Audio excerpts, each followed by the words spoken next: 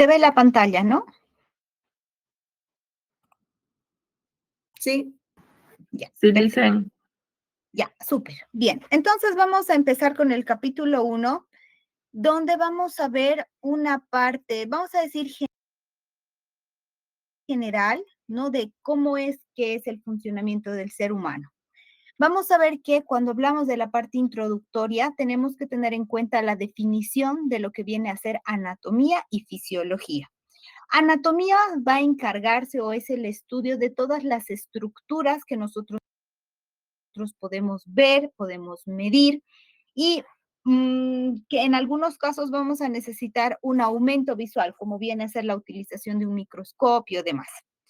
Entre lo que vienen a ser ramas de la anatomía tenemos la embriología, lo que viene a ser biología del desarrollo, donde vamos a ver el desarrollo desde la fertilización, desde la unión del espermatozoide con el óvulo hasta la muerte del ser humano.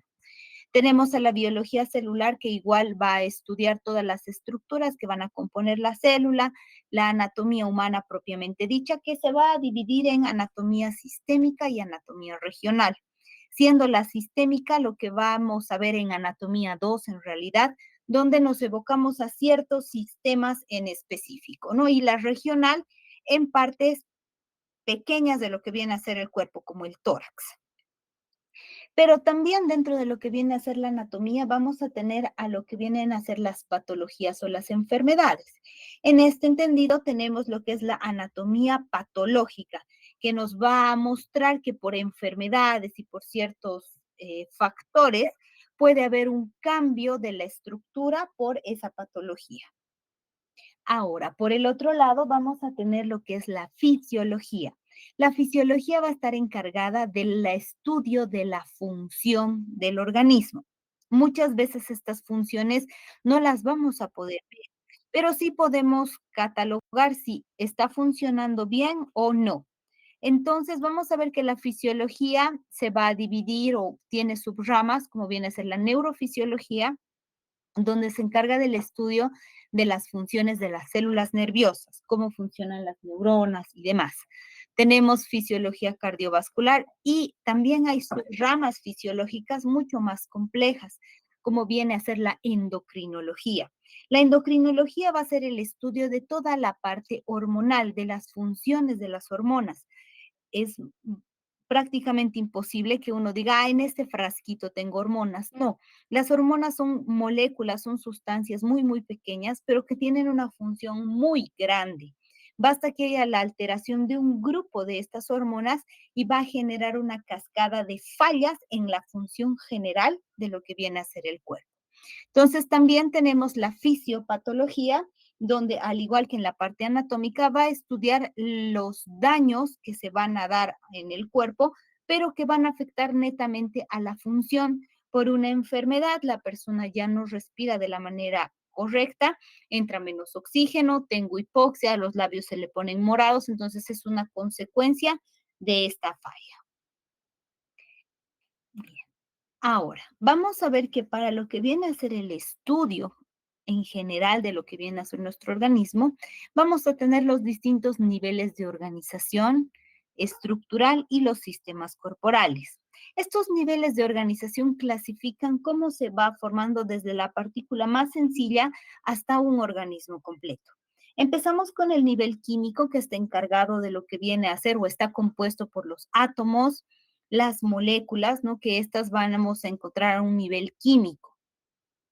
Entre los elementos o los átomos más importantes vamos a tener al famoso chon, ¿no? Que lo han estudiado igual en el colegio, donde estamos hablando del carbono, el hidrógeno, el oxígeno y el nitrógeno principalmente. Ya de manera secundaria tenemos al sodio, al potasio, al calcio y demás. Una vez que estos átomos que son tan importantes se van a empezar a unir, vamos a tener las moléculas, como ser la molécula más importante del organismo, que es el agua. Vamos a ver que también a partir de estas moléculas se va a formar ciertas estructuras complejas, como viene a ser la molécula del ADN.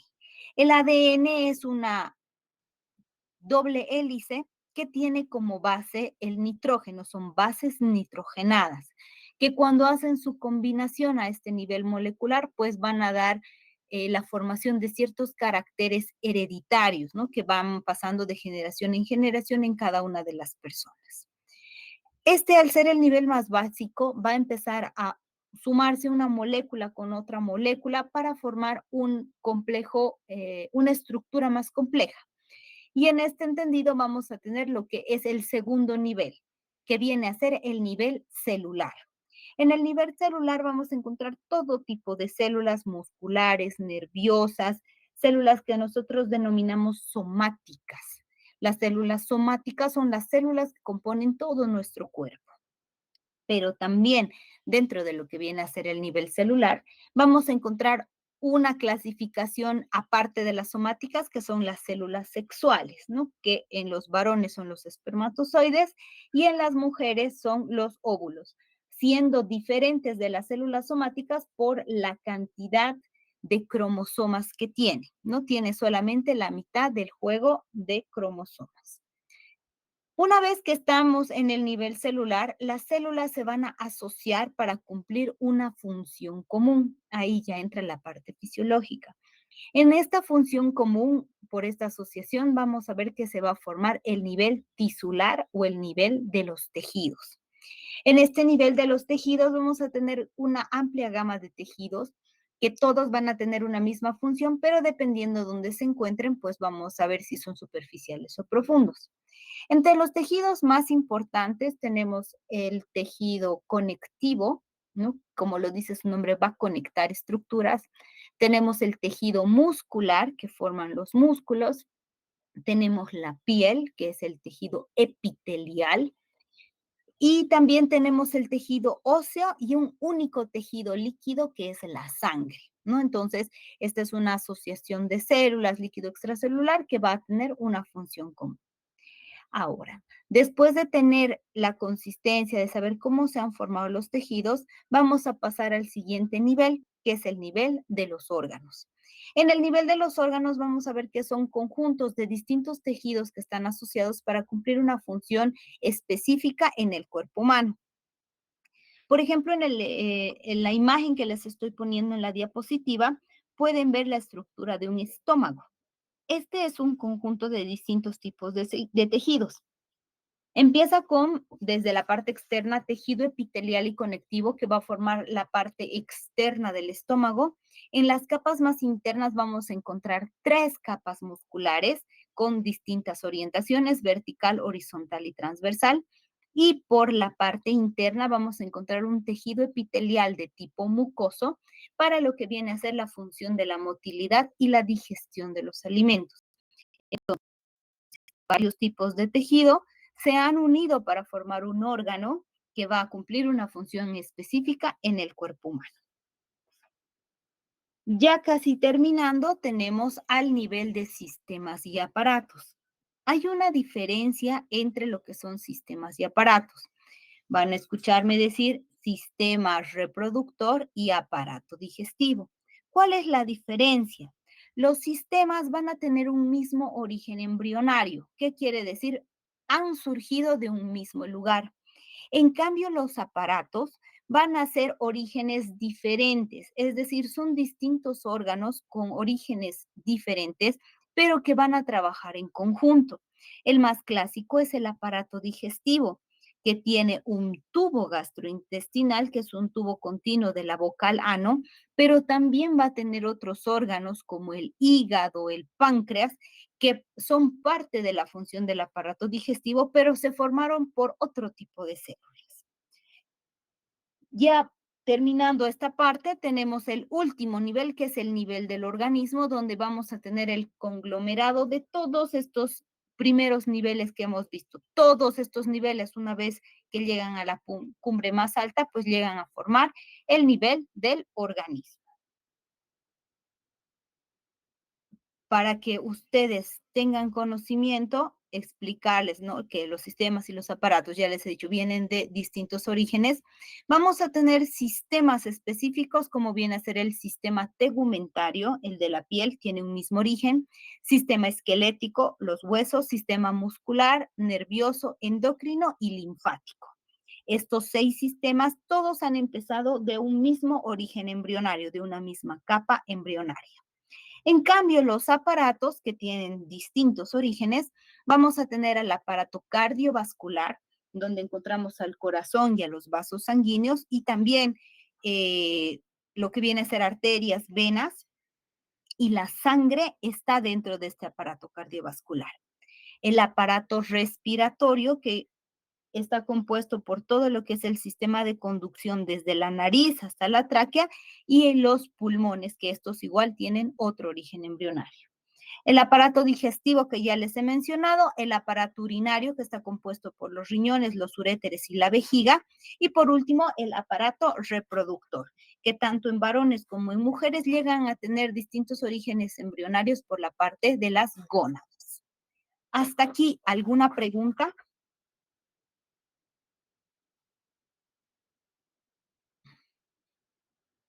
¿Todo claro?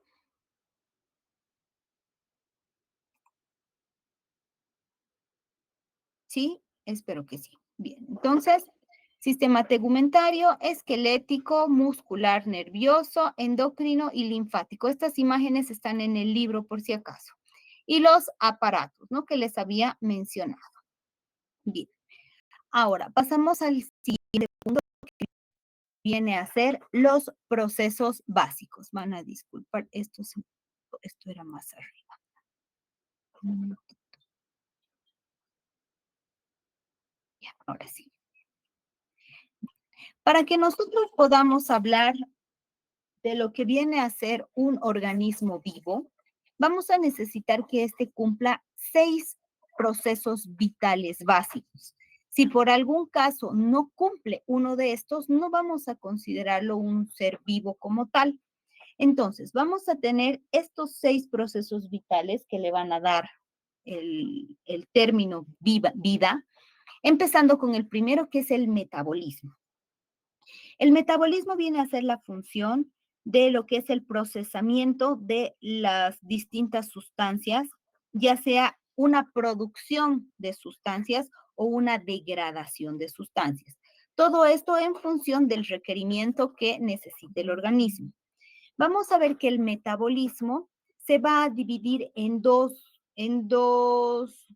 vamos a decir, grupos.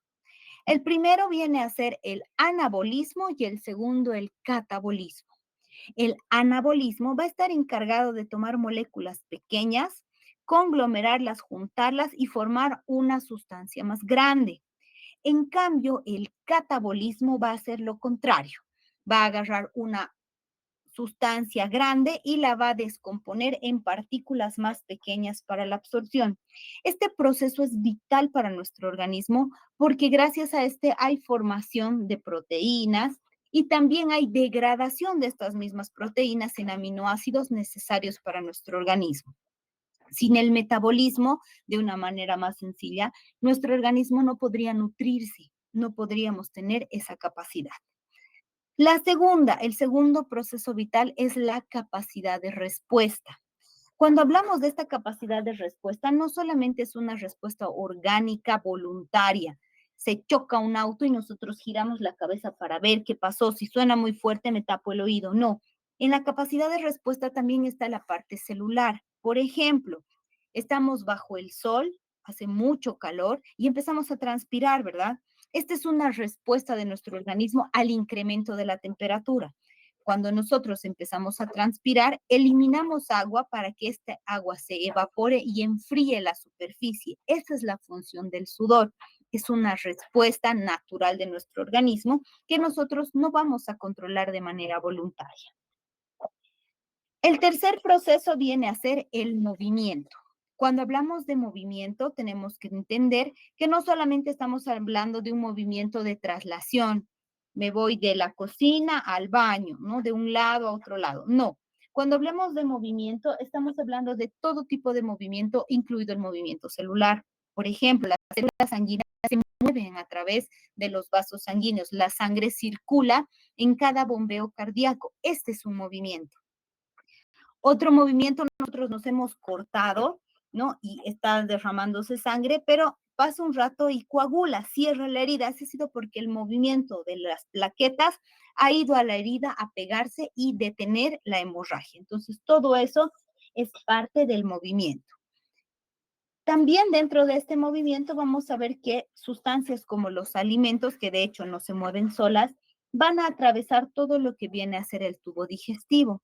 Esto es gracias al movimiento muscular, por ejemplo, del esófago, del estómago y de los intestinos, para que esa comida que hemos consumido vaya pasando por todos los lugares para absorber, para excretar, desechar y demás, y tener una digestión completa.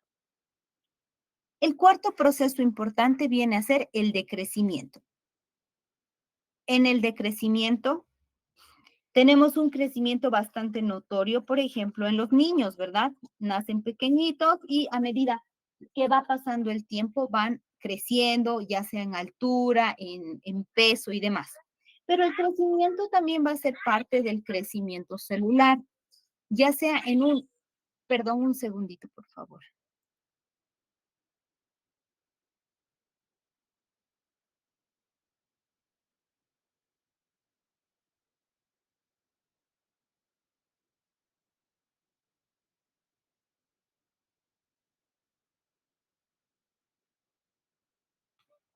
Ya, perdón.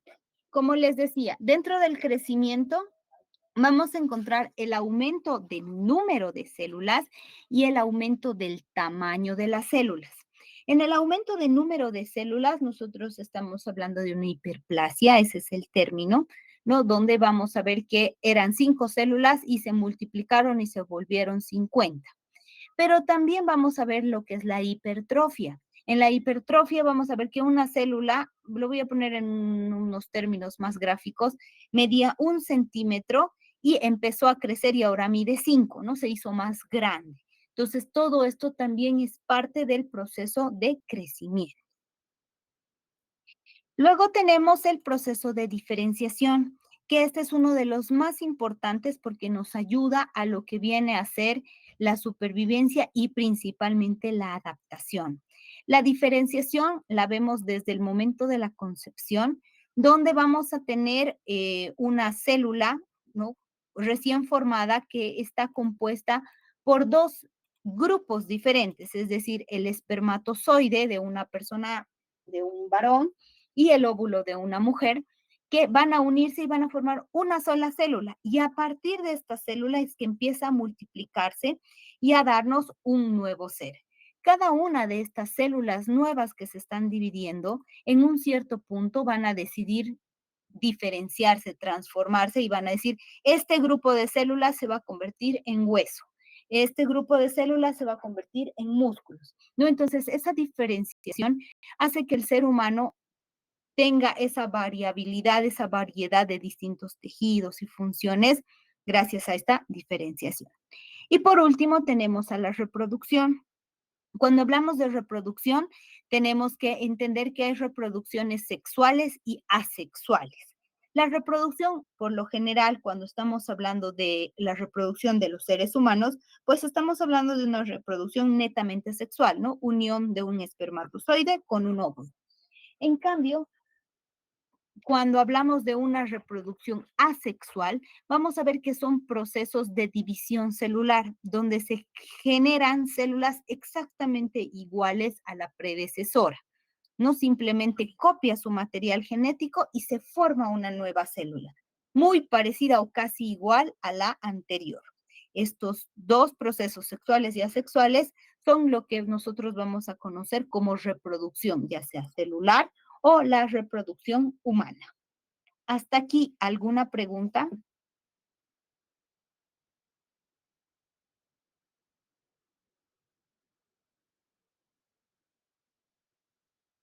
¿Hay alguien ahí?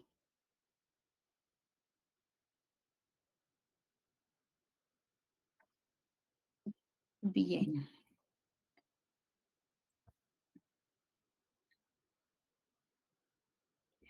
Bien, vamos a ver ahora la última parte de lo que está programada para esta clase, que viene a ser la homeostasis. Supongo que todos están entendiendo porque no hay ni preguntas ni respuestas a mis preguntas. Entonces, sabrán cómo van a hacer el trabajo los que no estén atentos. En lo que viene a ser la homeostasis, este es un término donde estamos hablando del mantenimiento de lo que vienen a ser condiciones en el medio interno. ¿Qué quiere decir? Nuestro organismo trabaja de una manera en la parte interna.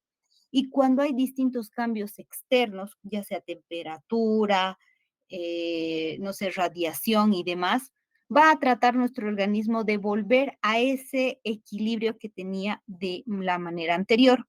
Normalmente estos cambios, estos ajustes en las condiciones son bastante pequeños mientras sean compatibles con la vida. ¿Qué quiere decir? Si una persona está en un lugar donde hay bastante calor, expuesto al calor, dependiendo los grados a los que haya este incremento, por ejemplo, tengo una persona que está en el desierto y la temperatura es de 40 grados, nuestro organismo todavía puede soportar 40 grados. Va a haber transpiración, va a haber deshidratación, pero el cuerpo va a tratar de adaptarse y mantener todo a un nivel estándar donde pueda sobrevivir. Pero es muy diferente si a una persona la meten a un horno y está en 80, 100 grados, donde el cuerpo no va a poder soportar y la persona va a fallecer. Eso es porque ahí la homeostasis no va a funcionar, es una condición extrema. Vamos a ver que para este mantenimiento de la homeostasis vamos a tener ciertos líquidos corporales que nos van a ayudar al mantenimiento de esta función. Para esto tenemos lo que es el medio interno y el medio externo. Dentro del medio interno vamos a encontrar todo lo que esté dentro de la parte celular, que normalmente estamos hablando de líquido intersticial, plasma de sangre, todo lo que viene a estar en el interior del organismo. Este medio interno va a tener una relación tanto con el medio externo, que estamos hablando de temperatura, principalmente temperatura, a ciertos riesgos, sonido y demás. Dentro de la célula, lo que va a hacer esta homeostasis es medir lo que viene a ser el gradiente de concentración. ¿Qué quiere decir? Por ejemplo, si dentro de la célula hay más sodio que potasio y en la parte externa no, va a empezar a expulsar ya sea el sodio o el potasio a la parte externa. Y muchas veces, si no hay un buen control, va a ocasionar ciertas consecuencias adversas para nuestro organismo, no porque está tratando de mantener un equilibrio. Cuando hay una falla en este equilibrio, estamos hablando de lo que vienen a ser las enfermedades.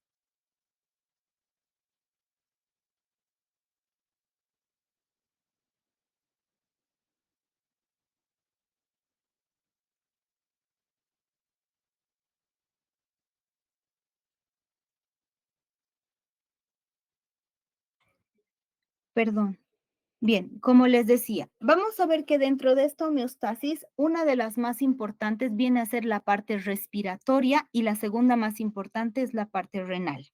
La parte respiratoria va a ser un control de la homeostasis con lo que viene a ser el control de oxígeno y dióxido de carbono en el organismo. Por ejemplo, cuando una persona se asusta o tiene lo que conocemos como estrés, ¿no? Un estrés, no sé, reprobó su examen, ¿qué es lo que pasa? Hay un miedo, se asusta. Entonces empieza a respirar más rápido, se agita, no mete más oxígeno del dióxido de carbono que expulsa. Va a haber un cambio en el organismo y en algunos casos la persona se desmaya y dice, pero ¿qué pasó? No entiendo. ¿Qué es lo que ha hecho? Ha sobresaturado de oxígeno su organismo porque es necesario el dióxido de carbono. Entonces, el organismo ha tratado de compensar, no pudo, hubo una falla de la homeostasis y tengo un cese de las funciones. Lo mismo sucede a nivel renal.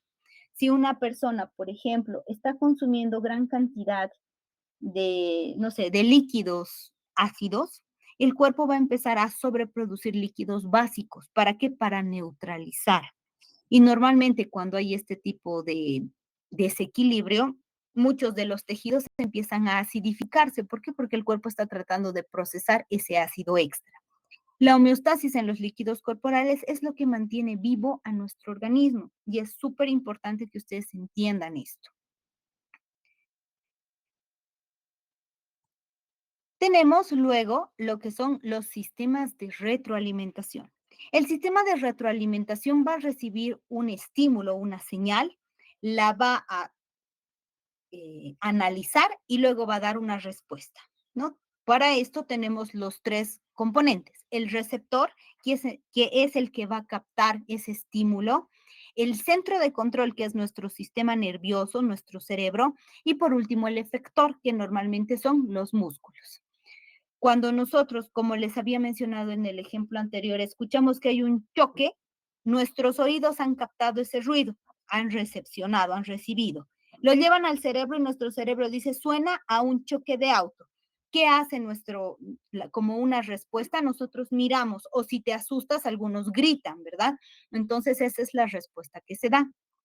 Y dentro de estos vamos a tener de dos tipos, el sistema de retroalimentación negativa y el sistema de retroalimentación positiva, siendo el que mayormente vamos a encontrar es la parte negativa. ¿Por qué? Porque va a revertir un cambio. ¿Qué quiere decir esto? Si nosotros escuchamos, no, vamos a poner el ejemplo del calor. Nosotros estamos frente a una situación, a un lugar muy caliente. Nuestro organismo detecta a esa alza de temperatura y va a tratar de hacer lo opuesto, va a enfriar el cuerpo. Empezamos a transpirar y enfriamos el cuerpo, entonces ha hecho lo opuesto al estímulo, ¿no? Había calor, ha producido frío. La mayor parte de nuestras respuestas están dentro de este sistema de retroalimentación negativa. En cambio, el sistema de retroalimentación positiva va a reforzar el estímulo. No tenemos muchos de sistemas de retroalimentación positiva. De hecho, el más estudiado y el más conocido viene a ser el parto.